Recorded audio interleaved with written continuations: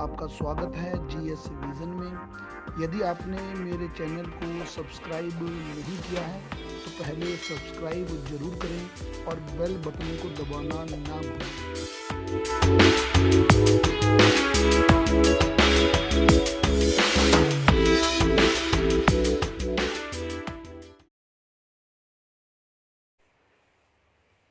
Hello दोस्तों, मैं हूं अरविंदर। मैं उम्मीद करता हूं आप सभी स्वस्थ होंगे। आज हम साउथ अमेरिका कॉन्टिनेंट में पार्ट नंबर 2 करेंगे, जिसमें मैं आपको साउथ अमेरिका कॉन्टिनेंट में फ़िज़िकल ज्योग्राफी पढ़ाऊंगा। तो फिज़िकल ज्योग्राफी पढ़ने से पहले एक बात जान लीजिए कि जो सीधा इस वीडियो को देख रहे हैं, तो मैंने इससे पहले एक वीडियो और बना दी है south America continent part number 1, जिसमें मैंने आपको उसका पॉलिटिकल मैप पढ़ाया था। आज हम इसका फिजिकल मैप पढ़ेंगे। तो फिजिकल मैप में सबसे पहले पढ़ेंगे पहाड़, यानी कि माउंटेन्स।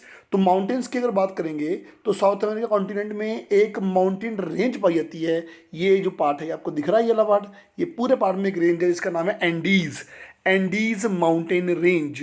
तो दुनिया की सबसे लंबी माउंटेन रेंज है एंडीज, जो आपको कहाँ मिलेगी? South America continent. सबसे लंबी है, लगभग 7200 किलोमीटर लंबी रेंज है जो आपको मिलेगी साउथ अमेरिका में। आगे बढ़ने से पहले पहले कुछ बातें जान लें कि ये जो एंडीज माउंटेन रेंज है ये बनी कैसे है। देखिए, अगर आपको याद होगा तो नॉर्थ अमेरिका में भी हमने देखा था रॉकी, और रॉकी भी नॉर्थ अमेरिका के वेस्टर्न पार्ट पर था, यानी कि पश्चिमी तट पर था। तो रॉकी भी पश्चिमी तट पर है, एंडीज भी पश्चिमी तट पर है, तो वेस्टर्न पार्ट पर है। तो इसका मतलब साफ है कि वेस्टर्न पार्ट पर कुछ ना कुछ तो ऐसा हो रहा है कि जिसकी वजह से माउंटेन रेंजेस बन रही हैं। तो आपको याद होगा, तो मैंने अभी यहाँ पर आपको पढ़ाया था कि ये पैसिफिक प्लेट है, ये नॉर्थ अमेरिकन और ये साउथ अमेरिकन प्लेट है। तो जो पैसिफिक प्लेट है ये प्रशांत महासागरीय प्लेट है। तो प्लेट जो ओशनिक प्लेट होती है वो भारी होती है। तो ओशनिक प्लेट भारी होती है, ये कॉन्टिनेंटल प्लेट है हल्की होती है। तो जो ओशनिक प्लेट है भारी, वो नीचे चली जाती है कॉन्टिनेंटल प्लेट के। तो मतलब ओशनिक प्लेट नीचे गई, कॉन्टिनेंटल प्लेट इसके ऊपर चढ़ जाती है यूँ। तो जब नीचे जाएगी तो नीचे टेम्परेचर क्या है? बहुत ज़्यादा ज़्यादा होने की वजह से ओशनिक प्लेट मेल्ट होगी। ओशनिक प्लेट जब मेल्ट होगी तो बनेगा मैग्मा, और मैग्मा बाहर आएगा तो अब बनेगा ज्वालामुखी, यानी कि वोल्केनो। तो ये सारी वोल्केनो से बनी हुई रेंज है, सारी रेंज ये वोल्केनो से बनी हुई रेंज है। तो हमने रॉकी भी ऐसे ही देखा था, एंडीज भी ऐसा ही देखा। तो फिलहाल एंडीज जो है वो किसकी वजह से बना है? प्लेटों की टेक्टोनिक मूवमेंट, यानी कि प्लेट टेक्टोनिक मूवमेंट के कारण बना है। जहाँ पर ओशनिक प्लेट जो है, Pacific oceanic plate south American continental plate के नीचे जाती है, जिसके बाद ये जो माउंटेन बना है, यानी कि आपको यहाँ पर जितनी भी माउंटेन पीक्स मिलेंगी वो सारी माउंटेन पीक्स जो हैं वो वोल्केनो माउंटेन पीक्स मिलेंगी। एक और महत्वपूर्ण बात कि कई बार क्या होता है कि मान लीजिए कि कोई एक वोल्केनो आ गया और वोल्केनो जब डेड हो जाता है तो उसका माउथ जो है ना, ये माउथ ये खुला रहता है इस तरीके से, जैसे लाइक अ बाउल, कटोरे नुमा आकृति में। तो यहाँ पर जो वोल्केनो का माउथ होता है इसे बोलते हैं क्रेटर। जब इसी क्रेटर में पानी भर जाता है तो इसको बोलते हैं क्रेटर लेक्स, क्रेटर झील। तो आपको क्रेटर लेक्स यहाँ पर बहुत सारी मिलेंगी, हाईएस्ट माउंटेन पीक्स मिलेंगी, जो सारी एक एक प्रकार से वोल्केनो माउंटेन पीक्स होंगी। एंडीज के बारे में कुछ और बातें जानें तो एंडीज जो माउंटेन रेंज है, पहली बात दुनिया की सबसे लंबी माउंटेन रेंज है, 7200 किलोमीटर लंबी है। पहली बात तो ये हुई। मुझे कमेंट बॉक्स में कमेंट करके बताइए कि एंडीज के बाद सेकंड लॉन्गेस्ट माउंटेन रेंज कौन सी है, दूसरी सबसे लंबी माउंटेन रेंज कौन सी है। इसके बाद एंडीज हिमालय के बाद दूसरा सबसे ऊंचा पर्वत है, ये भी ध्यान रखिए। हिमालय के बाद सेकंड हाईएस्ट माउंटेन रेंज जो है वो एंडीज है। एंडीज साउथ अमेरिका के 7 देशों में अवस्थित है, 7 देशों में। मैं आपको यूरोप में दिखाऊंगा, यूरोप में आल्प्स पर्वत होगा जो 8 देशों में होगा। दुनिया का एक ऐसा पर्वत जो सर्वाधिक देशों में है, आल्प्स है। उसके बाद एंडीज आता है, एंडीज साउथ अमेरिका के 7 देशों में हैं। वो देश हैं Chile, Argentina, Bolivia, Peru, Ecuador, Colombia और वेनेजुला। यहाँ पर चिली है, अर्जेंटीना है, उसके बाद आपका मिलेगा बोलीविया, यहाँ पर है पेरू, उसके बाद आपको मिलेगा इक्वाडोर, कोलंबिया, वेनेजुला। तो कुल 7 देश हैं जहाँ एंडीज फैला हुआ है, इस बात को समझिए। एंडीज जो है ये एंडीज है, ये एंडीज का ईस्टर्न स्लोप यानी कि पूर्वी ढाल है। इसके ईस्टर्न स्लोप पर जो जंगल मिलते हैं, जंगल, उन जंगलों को बोलते हैं मोटाना। ध्यान रखिए, आजकल सवाल पूछा जाता है मोटाना। मोटाना क्या है? एक प्रकार के वन यानी कि जंगल हैं जो एंडीज के पूर्वी ढलान पर पाए जाते हैं। एक और महत्वपूर्ण बात, एक आपने सुना होगा ऊंट की प्रजाति, ऊंट यानी कि कैमल की एक प्रजाति है लामा। जनरली लामा यानी कि ऊंट डेजर्ट में देखते हैं, लेकिन ऊंट की एक प्रजाति है लामा जिसकी सर्वाधिक संख्या आपको एंडीज माउंटेन में ही मिलेगी। तो एंडीज एक वोल्केनो माउंटेन है, एक लॉन्गेस्ट माउंटेन रेंज है और हिमालय के बाद दूसरा सबसे ऊंचा माउंटेन रेंज है। 7 देशों में अवस्थित है। लामा प्रजाति ऊंट की जो है वो आपको यहीं पर मिलेगी। अब एंडीज की बात कर लें जरा, एंडीज की हाईएस्ट पीक कौन कौन सी हैं। एंडीज की हाईएस्ट पीक में सबसे हाईएस्ट आती है एकोंगागुआ। एकोंगागुआ 6960 मीटर लगभग। देखिए, अगर आपके पास कोई और मैप है तो आपके मैप में हो सकता है कि 2-4-5 मीटर का अंतर हो, तो 2-4-5 मीटर एक विवाद का मुद्दा नहीं है। आप इस बात को समझ लीजिए कि जो ऊंचाई है वो लगभग में दी गई है, अप्रॉक्सीमेट। तो पहली माउंटेन पीक है आपकी एकोंगागुआ 6960 मीटर। इसके बारे में कुछ जानिए। नंबर 1, एंडीज की हाईएस्ट पीक एकोंगागुआ। एंडीज की highest peak Aconcagua. Number 2, South America continent की हाईएस्ट पीक एकोंगागुआ। एंडीज की highest peak Aconcagua, South America continent की हाईएस्ट पीक एकोंगागुआ। और एक और महत्वपूर्ण बात, आपको याद है तो मैंने आपको बताया था कि ये ग्लोब है, ये अक्षांश है, अक्षांश यानी कि लैटिट्यूड। अक्षांश ने ग्लोब को 2 पार्ट में बांटा, नॉर्थ और साउथ। इसके बाद ये आपका ग्लोब में ये देशांतर होता लॉन्गिट्यूड। लॉन्गिट्यूड ने ग्लोब को 2 पार्ट में बांटा, ईस्ट और वेस्ट। देखिए, जो माउंट एवरेस्ट है, माउंट एवरेस्ट हिमालय में, वो ईस्टर्न हेमिस्फीयर में है यानी कि पूर्वी गोलार्ध में है। जो साउथ अमेरिका है यानी कि एंडीज है, वो वेस्टर्न हेमिस्फीयर में है। तो मैं ये भी बोल सकता हूँ कि पश्चिमी गोलार्ध यानी कि वेस्टर्न हेमिस्फीयर की सबसे ऊंची पर्वतचोटी कौन सी है? तो एकोंगागुआ है। वेस्टर्न हेमिस्फीयर की हाईएस्ट पीक भी एकोंगागुआ। उसके बाद ओजोस डेल सलादो आया। Ojos del Salado height 6908 metre, दुनिया का सबसे ऊंचा सक्रिय ज्वालामुखी, the world highest active volcano. Active volcano मतलब जहां से लगातार विस्फोट होता रहता है, यानी कि जो कंटिन्यू इरप्ट होता रहता है। तो दुनिया का सबसे ऊंचा सक्रिय ज्वालामुखी है ओजोस डेल सलादो। इसके बाद आपको मिला होगा ऊपर चिम्बोराजो। चिम्बोराजो जो है दुनिया का सबसे ऊंचा शांत ज्वालामुखी, एक्सटिंक्ट वोल्केनो। शांत मतलब जहां एक बार विस्फोट हो गया, अब भविष्य में विस्फोट नहीं होगा, तो उसे बोलते हैं शांत। चिम्बोराजो सबसे ऊंचा शांत। सबसे ऊंचा सक्रिय यानी कि एक्टिव ओजोस डेल सलादो, सबसे ऊंचा शांत चिम्बोराजो। दूसरा सबसे ऊंचा सक्रिय ज्वालामुखी, सक्रिय बोले तो एक्टिव वोल्केनो, कोटोपैक्सी। आपको दिख रहा होगा कोटोपैक्सी ऊपर। तो ये जो कोटोपैक्सी है, ये सेकंड हाईएस्ट एक्टिव वोल्केनो है। देखिए, अगर आपसे सवाल पूछेगा कि दुनिया का सबसे ऊंचा सक्रिय ज्वालामुखी कौन सा, एक्टिव वोल्केनो, अगर ऑप्शन में जो ओजोस डेल सलादो और कोटोपैक्सी दोनों हैं तो सलादो पे टिक करना। ऑप्शन में सलादो नहीं है तो कोटोपैक्सी पे टिक करना।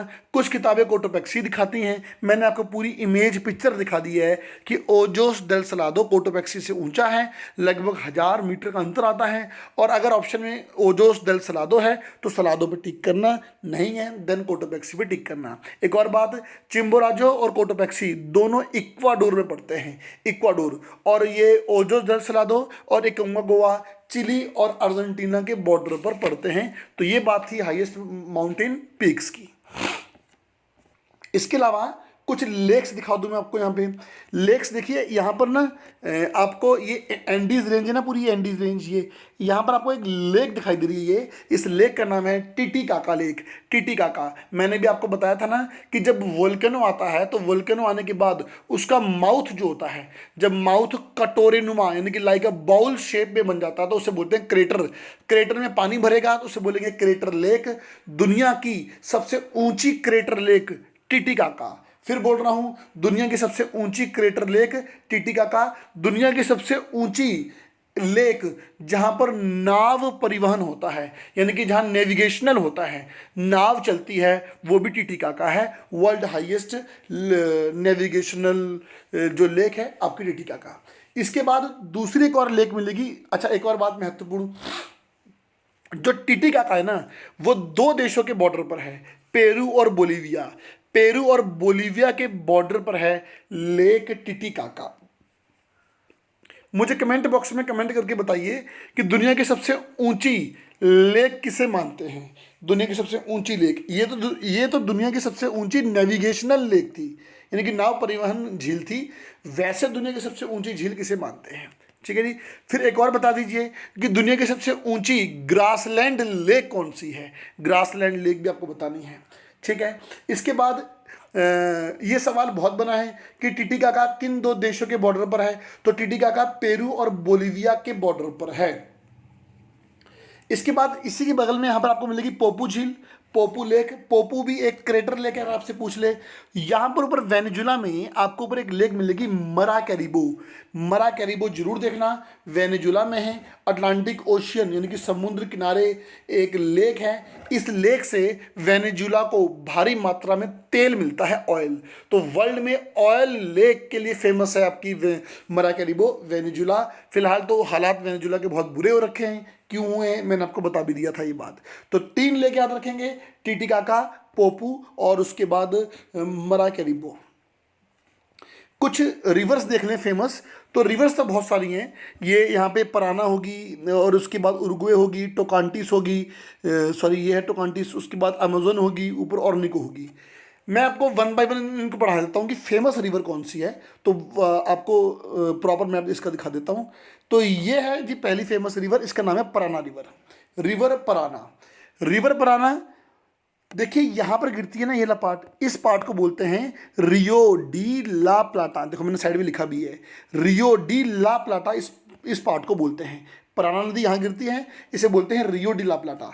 सिंपल क्वेश्चन, रियो डी ला प्लाटा कैसा क्षेत्र है? एक दलदलीय क्षेत्र है, यानी कि टाइडल रीजन है। कहाँ पड़ता है? अटलांटिक महासागर में पड़ता है। किस नदी के मुख पर है? पराना नदी के मुख पर है। पराना नदी अमेज़न के बाद साउथ अमेरिका की दूसरी सबसे लंबी नदी है।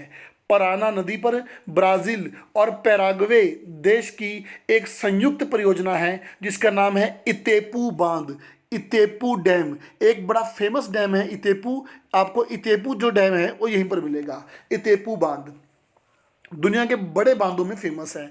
इसी पराना की एक ट्रिब्यूटरी आती है पैराग्वे नदी, इधर से आती है, देखिए पैराग्वे। पैराग्वे ये है पराना नदी, पैराना से इधर आके मिलती है पैराग्वे। पैराग्वे के किनारे, पैराग्वे देश की राजधानी अस्शिलियंस है, अस्शिलियंस पैराग्वे के किनारे है। तो ध्यान रखना, पैराग्वे देश भी है, पैराग्वे नदी भी है। तो पैराग्वे किसकी ट्रिब्यूटरी है? तो पराना की ट्रिब्यूटरी है। पराना कहाँ से आती है? ब्राज़ील से आती है। पराना नदी का जो घास का यहाँ पर ये जो पार्ट है, तो आप अपने मैप में देखना, फिजिकल मैप में यहाँ पर ग्रीन ग्रीन पार्ट बना होगा, यानी कि इस नदी ने अपने रास्ते पर घास का मैदान बनाया है। उस घास के मैदान का नाम है पंपास, पंपास ग्रासलैंड। ध्यान रखिए, पंपास घास मैदान किस नदी का है? तो पराना नदी का घास का मैदान पंपास कहलाता है। इसके अलावा दूसरी नदी जो है, जो यहाँ से आती है, आपको दिखाई दे रही होगी, ये है नदी उरुग्वे। उरुग्वे बड़ी फेमस नदी है क्योंकि उरुग्वे से सवाल एक बनता सीधा। उरुग्वे नदी ब्राज़ील और अर्जेंटीना की नेचुरल बाउंड्री बनाती है। पहली बात समझ लीजिए कि जो उरुग्वे नदी है वो ये ब्राज़ील है, ये थोड़ा अर्जेंटीना का पार्ट है, ये यहाँ तक ब्राज़ील और अर्जेंटीना की नेचुरल बाउंड्री बनाती है। उसके बाद उरुग्वे नदी उरुग्वे और अर्जेंटीना की भी नेचुरल बाउंड्री बनाती है।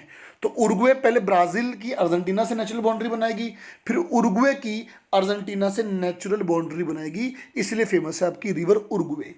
अगली रिवर है आपकी टोकांटिस नदी, ब्राज़ीलियन हाईलैंड से गई है टोकांटिस। ये इसलिए फेमस है क्योंकि साउथ से नॉर्थ की ओर बहती है। कभी आपसे पूछ ले तो, है ना, कई बार सवाल ये पूछता कि उपरोक्त में से कौन सी नदी दक्षिण से उत्तर की ओर बहती है। तो ऐसे हमने नॉर्थ अमेरिका में देखी थी, एक मैकेंजी थी, वैसे यहाँ पर टोकांटिस है। उसके बाद आपको जो नदी मिलेगी वो है अमेजोन रिवर, अमेजोन नदी। ये दुनिया की सबसे बड़ी नदी है अमेजोन। सबसे बड़ी मतलब वाटर वॉल्यूम को लेकर बात कर रहा हूँ, यानी कि प्रतिदिन अगर समुद्र में कोई सर्वाधिक पानी गिराती है तो अमेजोन नदी गिराती है। तो इसलिए दुनिया की सबसे बड़ी नदी है वाटर वॉल्यूम की दृष्टि से अमेजोन, पहली बात। दूसरी बात, नील नदी के बाद नाइल, इंग्लिश में बोलते हैं नाइल रिवर, नील नदी जो अफ्रीका में है, नील नदी के बाद दुनिया की सबसे लंबी नदी है नील नदी के बाद दुनिया की सबसे लंबी नदी भी कौन सी आपकी, अमेजोन। तो ड्रेनेज यानी कि वाटर वॉल्यूम को लेकर सबसे बड़ी है और लंबाई में नील के बाद दूसरे नंबर पे आती है। अब ऐसा क्यों है क्यों सबसे बड़ी नदी है, क्योंकि ये जो नदी है एक इक्वेटर के पास है, ये 0 डिग्री के पास, और 0 डिग्री के आसपास 0 से 5 डिग्री नॉर्थ 5 डिग्री साउथ का जो रीजन है, यहाँ पर रोज शाम को 4 बजे वर्षा होती है, जिसको बोलते हैं 4 PM रेनफॉल। रोज शाम को 4 बजे होती है वर्षा, मूसलाधार वर्षा। ज़्यादा वर्षा तो पानी भी ज़्यादा लेके जाएगी।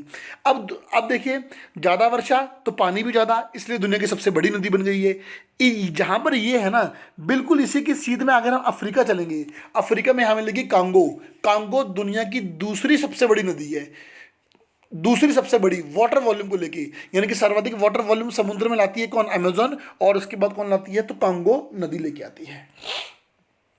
यहाँ पर जो बड़े ये जो क्षेत्र है, रोज बारिश होती है, पेड़ काफ़ी घने हो चुके हैं, दलदली क्षेत्र बहुत है, काफ़ी रिस्की रीजन है, घने जंगल हैं, इनको बोलते हैं, जो यहाँ पर घने जंगल हैं उनको बोलते हैं सेल्वास।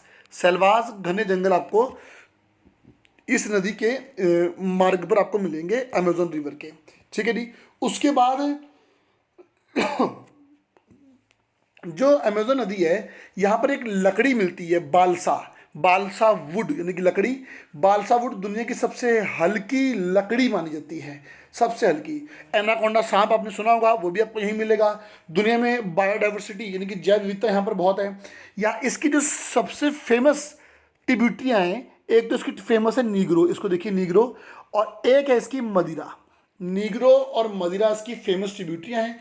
जब नीग्रो और अमेजोन मिलती हैं, देखिए ऊपर से नीग्रो आई, ये अमेजोन यहाँ मिली ना। यहाँ पर एक फेमस शहर है मानोस, मानोस शहर यहाँ फेमस है। मानोस शहर, ये मैंने नाम भी दिया देखो साइड में, मानोस शहर किन दो नदियों के संगम पर है, तो नीग्रो और अमेजोन के संगम पर है। यह शहर दुनिया में रबड़ उत्पादन का सबसे बड़ा केंद्र है, रबड़ उत्पादन का सबसे बड़ा केंद्र है मानोस। और इसके बाद आप देखेंगे तो यहाँ से सीधा यहाँ जाएंगे इधर, तो यहाँ पर एक पोर्ट मिलेगा, बेलम पोर्ट, बेलम बंदरगाह।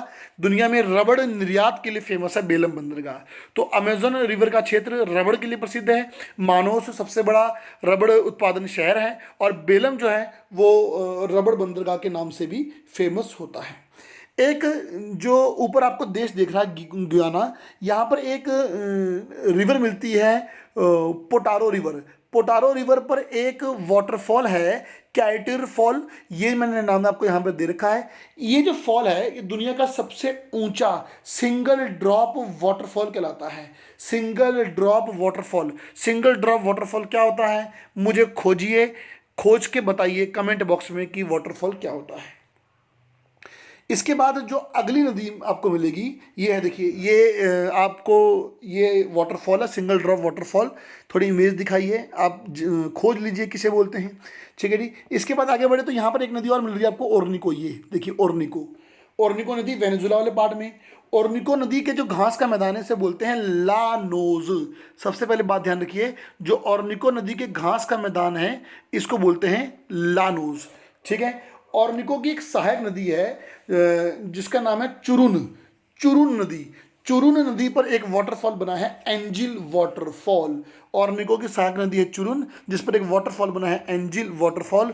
दुनिया का सबसे ऊंचा वाटरफॉल है, world highest waterfall is the Angel waterfall. 979 metre ऊंचा है, लगभग 1 किलोमीटर के आसपास, वेनेजुला देश में है, बहुत ऊंचा है। कई बार तो ऐसा होता है कि जब हम इस वाटरफॉल को यहाँ ऊपर टॉप से खड़े होते हैं ना यहाँ पर, तो ये होता क्या कि पानी जैसे नीचे गिरता है, तो यहाँ पर इस घाटी में हवाएं चलती हैं, तो हवाएं जो है ऊपर की ओर बढ़ती हैं, तो हवा उस पानी को वापस ऊपर की ओर उड़ा के ले जाती हैं। मतलब नीचे खड़ा बंदा भीगे कि ना भीगे, लेकिन ऊपर खड़ा बंदा जरूर भीग जाएगा।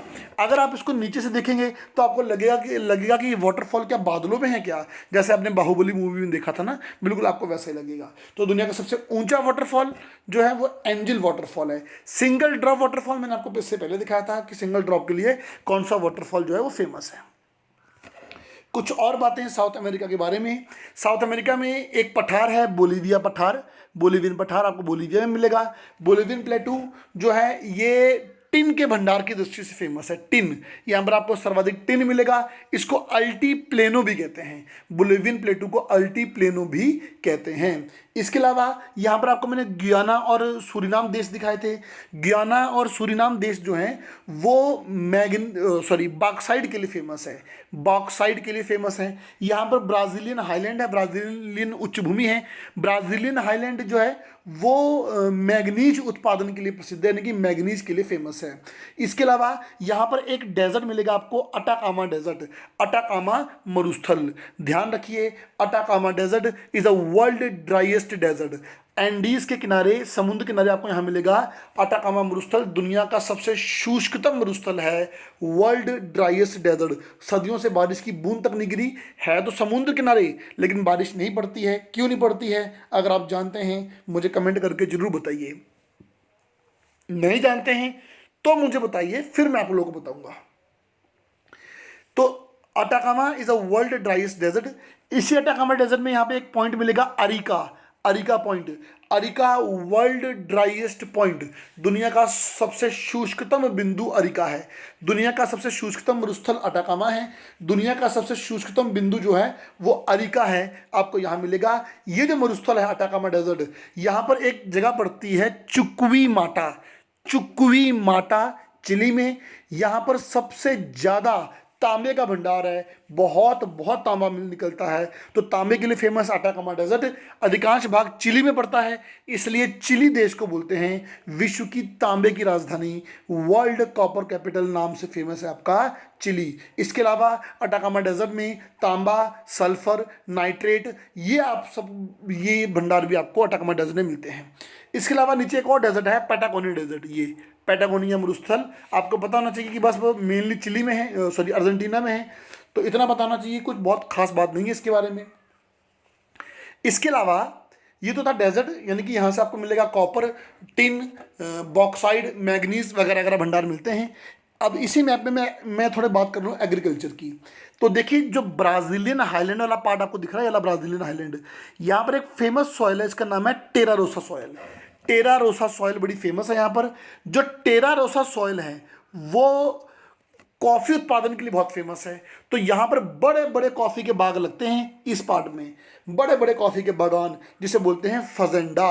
फजेंडा, तो फजेंडा क्या है? बड़े बड़े कॉफ़ी बागानों को फजेंडा कहते हैं। ब्राज़ील में फजेंडा कहलाता है ना। ब्राज़ील में कॉफ़ी के लिए कौन सी मिट्टी फेमस है? टेरा रोसा सॉयल, जो कहाँ पर है? ब्राज़ीलियन उच्च भूमि, यानी कि ब्राज़ीलियन हाईलैंड पर है। विश्व में सर्वाधिक कॉफ़ी उत्पादन जो करता है वो ब्राज़ील करता है। ब्राज़ील कॉफ़ी उत्पादन करने के बाद यहाँ पर लेके आता है एक शहर है साओ पोलो। साओ पोलो दुनिया का सबसे बड़ा कॉफ़ी बाजार है, world largest coffee market is Sao Paulo.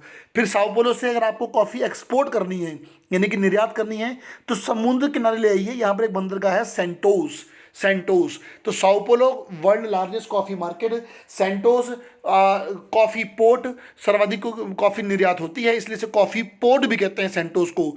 Sao Paulo से सेंटोस एक रेल चलाई गई है, तो उसको बोलते हैं कॉफ़ी रेल, बोलते हैं कॉफ़ी रेल।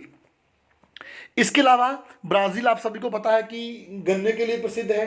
तो गन्ने से क्या बनती है? चीनी बनती है। तो जो ब्राज़ील है, ब्राज़ील में यहाँ पर एक और पोर्ट मिलेगा, यहाँ पर आपको रेसिफ पोर्ट। यहाँ से ब्राज़ील चीनी निर्यात करता है, इसलिए उसको चीनी बंदरगाह, शुगर पोर्ट भी कहते हैं। यहाँ पर मैंने आपको दिखाया था अभी बेलम पोर्ट, बेलम बंदरगाह रबड़ के लिए फेमस है। मानोस शहर रबड़ के लिए फेमस था, मैंने आपको लोग बताया था अभी। उसके अलावा ये जो पार्ट है, ये जो लानोस पंपास था, पंपास पराना नदी के रास्ते पर, ये यहाँ पर एक जगह मिलेगी आपको बाहिया ब्लांका। बाहिया ब्लांका विश्व में प्रति हेक्टेयर सर्वाधिक गेहूं उत्पादन जो होता है वो बाहिया ब्लांका में ही होता है, प्रति हेक्टेयर। तो ये खनिज था और इसके अलावा एग्रीकल्चर था।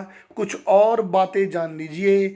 साउथ अमेरिका कॉन्टिनेंट में जो अर्जेंटीना और पैराग्वे वाला क्षेत्र है, यहाँ पर जो वनस्पतियाँ मिलती हैं, यानी कि जो वेजिटेबल्स, यानी कि जो प्लांट्स मिलते हैं, उन प्लांट्स को बोलते हैं ग्रान चाको। ग्रान चाको क्या है? जो पैराग्वे और अर्जेंटीना में आपको जंगल वनस्पतियां मिलेंगी, उसको हम ग्रान चाको कहते हैं। यहाँ पर ग्रान चाको में एक बड़ा फेमस पेड़ है, उसका नाम है क्वेब्रेको। क्वेब्रेको वृक्ष यानी कि क्वेब्रेको ट्री। क्वेब्रेको ट्री जो है वो एक ऐसा पेड़ है जिसको आप काटेंगे तो बड़ा मुश्किल करता ही नहीं है, कुल्हाड़ी टूट जाती है, इसलिए इसे बोलते हैं कुल्हाड़ी तोड़ पेड़। कुल्हाड़ी तोड़ पेड़ भी आप इसी को बोलते हैं। पंपास घास मैंने आपको यहाँ दिखाई थी नीचे। पंपास घास को अल्फा अल्फा घास भी कहते हैं, काफ़ी ऊंची घास होती है, फेमस घास होती है। इसके अलावा यहाँ पर जंगलों में आपको कोडोर पक्षी मिलेगा। मैं आपको पहले ही बोल चुका था कि पक्षियों का महाद्वीप साउथ अमेरिका को बोलते हैं। कोंडोर एक पक्षी मिलता है जो विश्व का सबसे बड़ा शिकारी पक्षी है। यहाँ पर आपको एक और पक्षी मिलेगा, रिया। रिया पक्षी। रिया पक्षी एक ऐसा पक्षी है जो विश्व में, ऐसा पक्षी जो उड़ नहीं सकता, रिया इसके लिए फेमस है। इसके अलावा यहाँ पर आपको एक मिलेगा मकड़ा बंदर।